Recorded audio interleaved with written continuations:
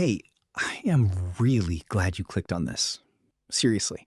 Because what I want to talk about today, I think a lot of you already know this feeling. You just have not heard anyone say it out loud yet. So let me ask you something. And I want you to actually think about this, not just scroll past it. When was the last time you went a full day without thinking about money? Not planning it, not worrying about it, not doing that thing where you are at dinner with your family and you're half present and half running numbers in your head. Just a full day. No money thoughts. For most of you watching this, I am guessing that day was a long time ago. Maybe you cannot even remember it. And here is what gets me about that. You are not bad with money. You are not irresponsible. You are not doing something wrong. You are just exhausted, quietly, every single day. There's actually a survey done this year that found 61% of Americans say money is their number one source of stress in life. Not health, not relationships, not work. Money. And almost half say they are more anxious right now than they were last year. So if you have been feeling like something is off, like you are working as hard as you always have, but the weight of it just keeps getting heavier, you are not imagining it. And today, I want to talk about why that is happening. And more importantly, what is actually behind it that nobody is saying out loud. Because I think you deserve to understand the full picture, not just spend less on coffee. Actual picture. So, let me start with something that surprised me when I first read it. 37% of Americans say managing money feels so overwhelming, they do not even know where to begin. Not that they are making bad decisions. Not that they are spending too much. Just, they do not know where to start. And honestly, I think that number is probably low. Because a lot of people would not admit that, even in an anonymous survey. Here is why that matters. When something feels overwhelming and you do not know where to begin, you avoid it. You put it off. You close the tab. You tell yourself you'll deal with it this weekend. And then this weekend comes and you still do not deal with it. And the thing about money stress is, avoiding it does not make it smaller. It makes it bigger. The bill you did not open is still the same bill. The balance you did not check is still the same balance. But now you have added the anxiety of not knowing on top of the stress of the actual situation. That is a brutal combination. And here's the part nobody talks about.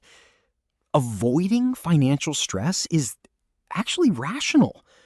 Because looking at it hurts, and our brains are wired to avoid pain.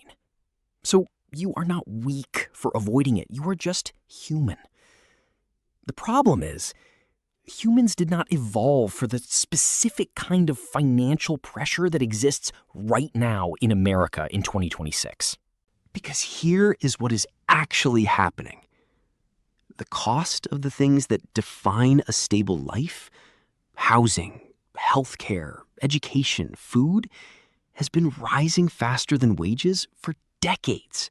53% of Americans report an increase in financial stress over the past year, and 61% identify money as their primary life stressor. And 30% of respondents describe their financial situation as just getting by. That is not people making mistakes.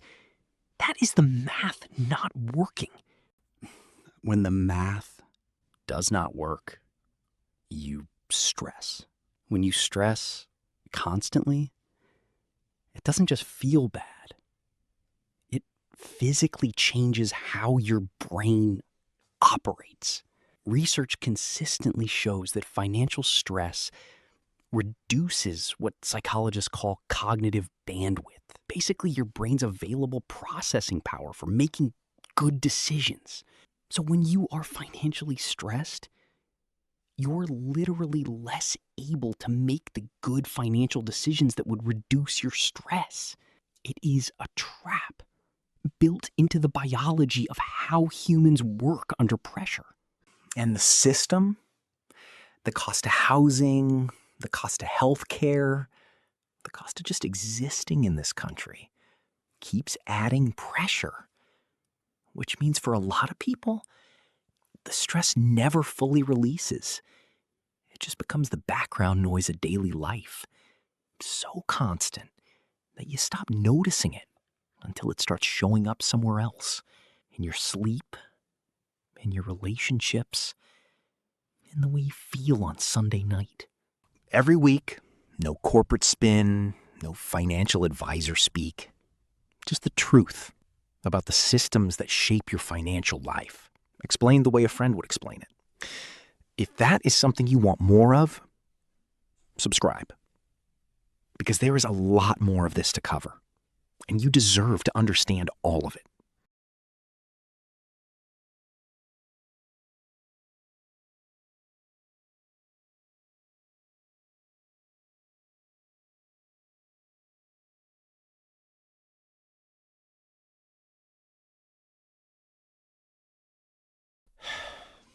So, what does this actually do to people over time? Because financial stress is not just uncomfortable. Left unchecked, it compounds. It shows up in your physical health.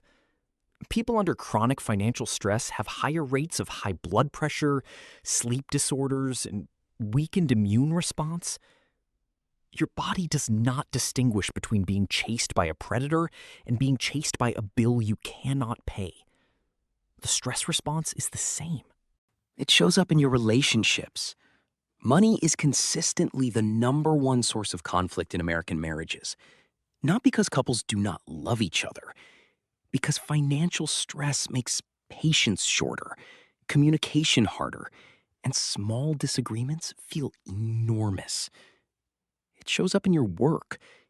When you are distracted by financial worry, and research shows that financially stressed employees lose an average of 3 to 4 hours of productive work per day just to financial anxiety, you perform worse, which affects your reviews, which affects your raises, which makes the financial stress worse.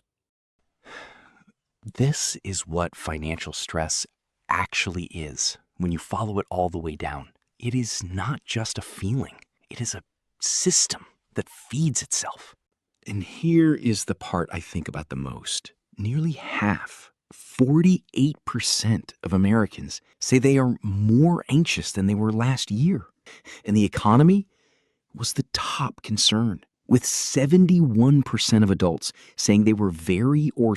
And here is the part I think about the most.